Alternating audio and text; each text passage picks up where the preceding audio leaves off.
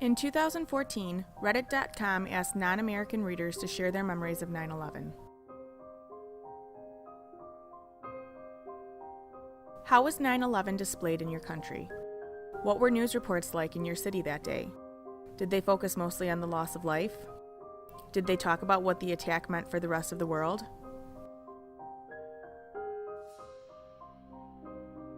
From fear to empathy, the poignant responses catalog some of our basest human emotions, despite the ethnic, racial, cultural, political, and religious differences of people spread across the world on that day. The following includes only a handful of the many accounts. Most of them have been edited for this class project. The original post with the full accounts can be found at the link below.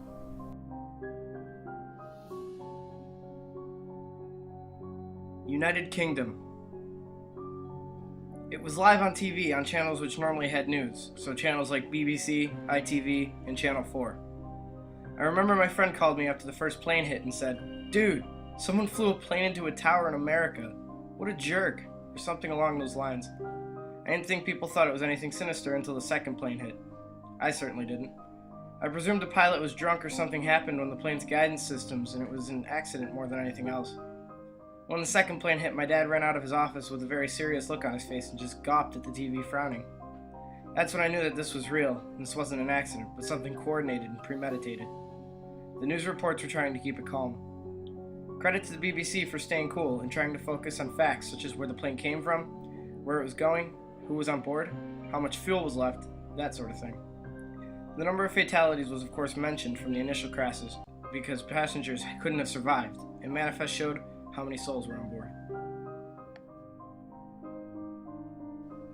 Australia. I worked in a large Australian supermarket, the largest in the country. As the event was unfolding, the coverage was just unprecedented. The supermarket that day was completely empty. I've never seen anything like it before or after. The staff stood glued to TV screens.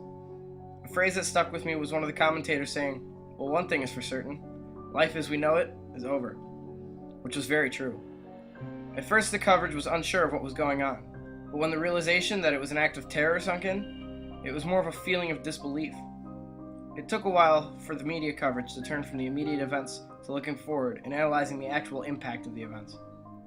The reason that the commentator's comment sticks with me today is that, as a 20-year-old, I truly didn't understand what he obviously did, the way aviation and anti-terrorism measures would change.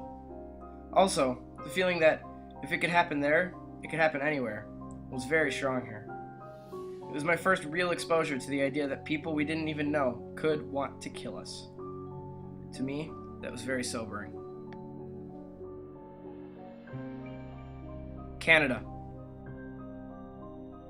Woke up to the radio station mentioning all about it. Arrived to my grade 8 class, and my teacher let us watch 20 minutes of it after the national anthem. Then he turned it off. When we asked why we couldn't watch anymore, he responded with, "You will watch that footage for the rest of your life. Terrible things have happened, and there are no answers. Let's move on and check in at lunchtime." Germany. All major German TV channels stopped any planned program for hours and reported live from the scene. Think like a non-stop news show. One German news anchor, channel was RTL, got an award later on, I think, for managing to be composed and keeping people updated on what's going on for literally hours. The event stayed in the news for the next few weeks, but normal programming was resumed the next day, outside of news shows. Saudi Arabia. I was 10 and out with my parents, and I remember my uncle calling my dad and telling him about it. My dad was shocked, and I didn't get why at the time. Every single channel covered it. Even the cartoon channels had news on, which I was mad about. Little did I know that day changed the world, and the world's views about Islam and the Middle East, especially Saudi Arabia. I still experience prejudice from people and governments. Getting visas is still hard, and I get randomly selected for security checks almost every time I fly. My country was on America's side and thought it was horrible. Created a chain reaction of terrorists killing innocent people in the name of Islam, which goes against absolutely all teachings of Islam. Chile. I'm from Chile, and while our local press did continuous coverage, it wasn't with any specific focus on anything, save for the occasional. We found a Chilean in New York who can tell us about what's happening on the ground. The really surreal part for me was that our cable TV started replacing almost every international channel with whatever US media they could get their hands on. Watching MTV Latino turn into a live, untranslated feed of the New York Fox affiliate was incredibly strange, and it has never happened again, for any global event. Same with Fox TV and Sony Latin, which mostly broadcast sitcoms and movies. The attack was literally on every channel. The way these US channels were reporting the news was so unknown to us that by 2 or 3 p.m., I really felt like there was a chance of some nuclear weapons being launched. It was scary on a global level. Singapore. We're about 12 hours time difference from the US. I was at home. Family was glued to the TV till early in the morning. I was in the next room, flitting back and forth. I heard my father yell when the first tower fell. Pakistan here. We live in the capital, Islamabad. I was 7 years old at the time, and I had walked into my grandfather's room where the TV is always on the news.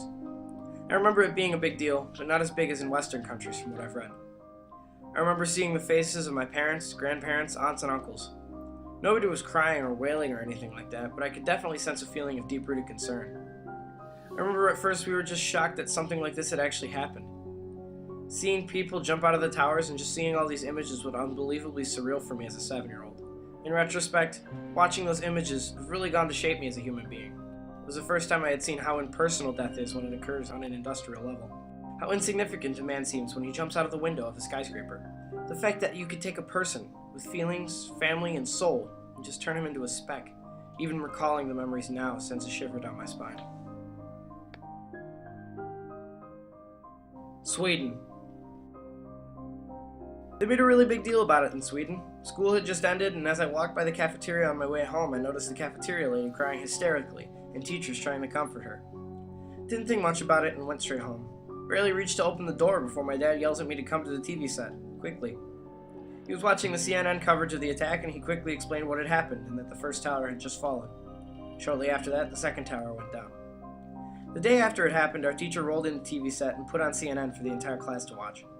She spoke a bit about the loss of life, how and why it happened, and what the consequences might be.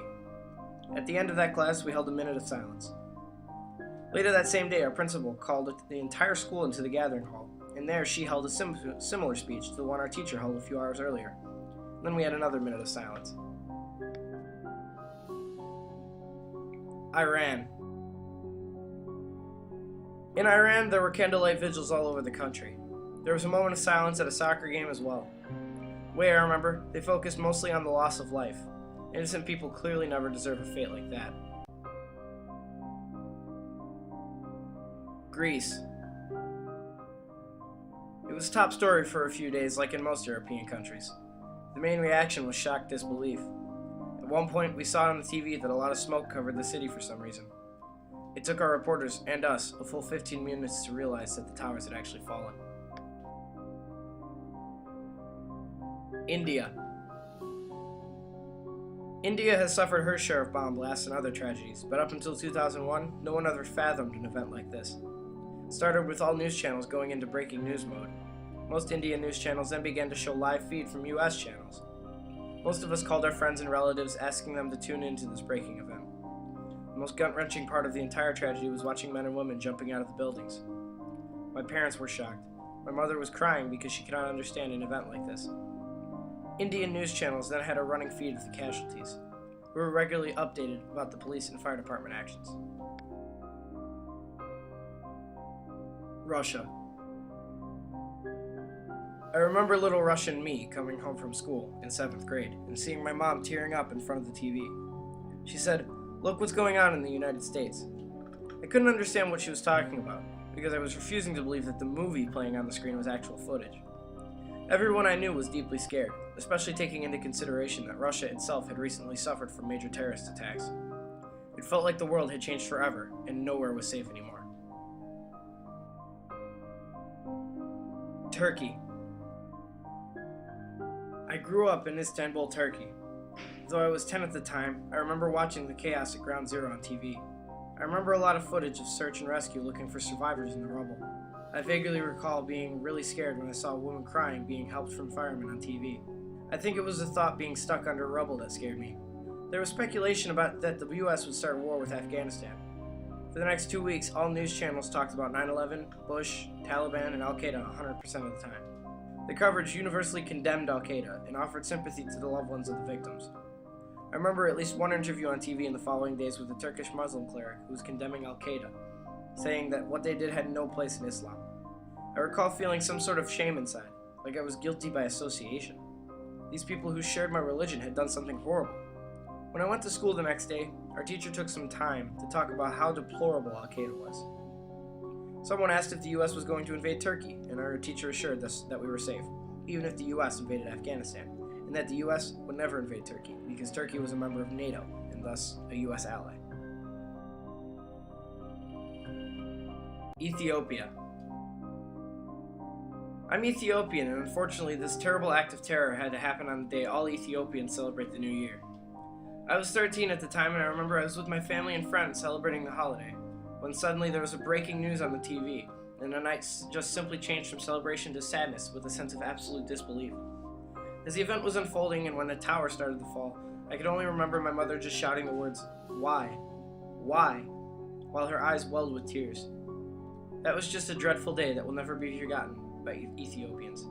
As we celebrate New Year's Day, we will always remember the sorrow of the USA on that day as well. Mexico.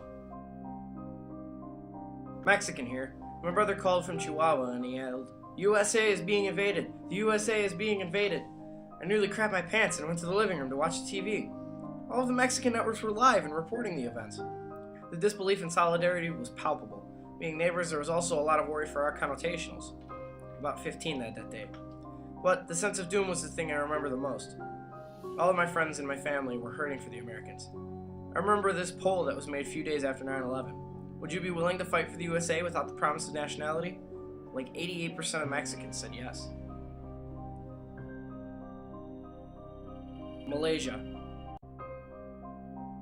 I was 15 in Kuala Lumpur, Malaysia. I remember watching live footage of it on TV. The local channels had suspended usual programming to report breaking news from the United States. I can't remember exactly what, but I think they were showing footage from CNN, replaying the same few minutes of the second plane hitting the towers and afterwards, the collapse of the towers.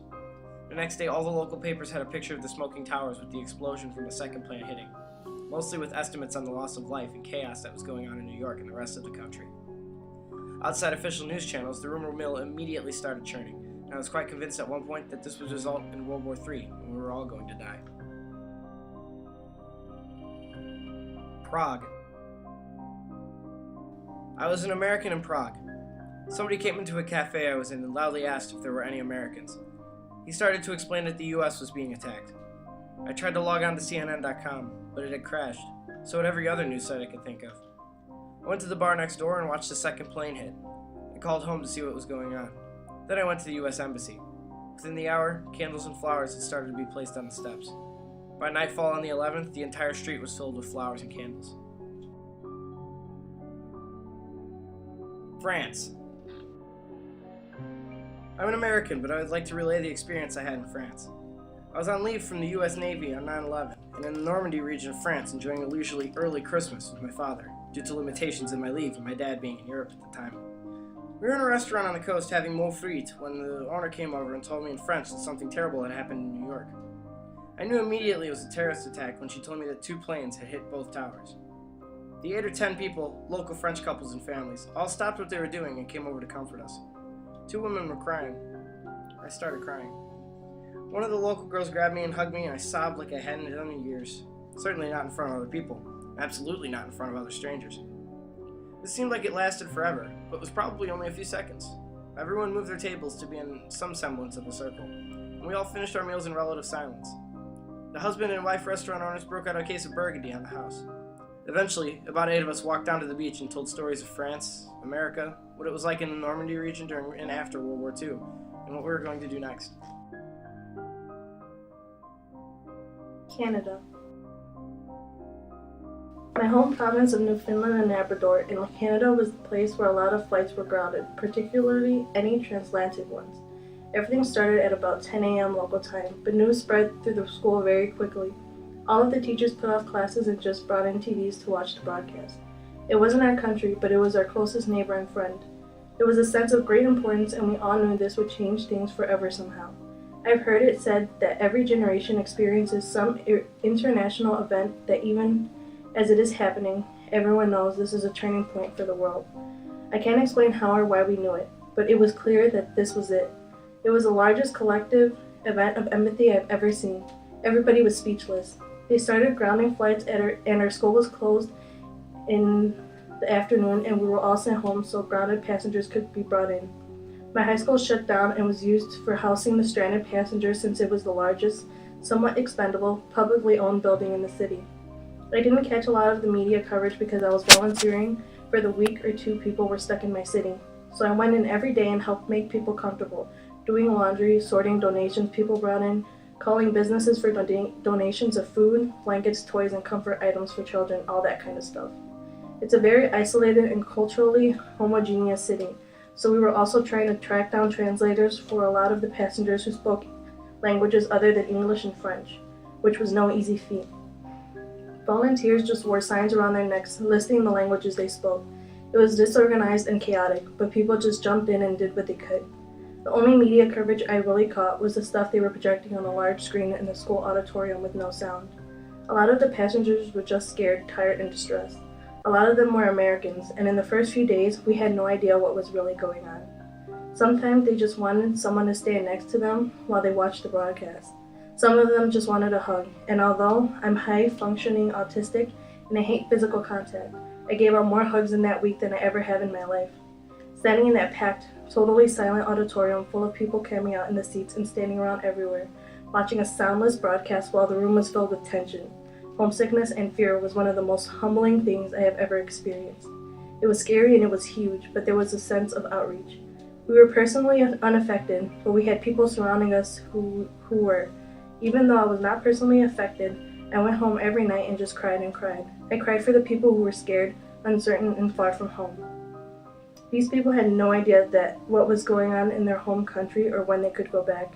I cried because there was nothing I could do to help them in the ways they needed most.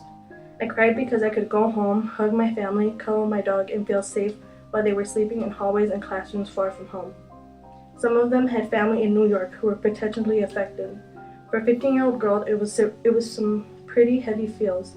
It certainly shaped the sense of empathy I have as a human being today. If any Americans who got grounded in St. John's and housed at Holy Heart of Mary Regional High School reads this, I hope you are well, and I'm sorry for whatever you needed that we could not provide. None of us have ever forgotten you or what you went through. My thoughts are with you often, particularly on this day every year.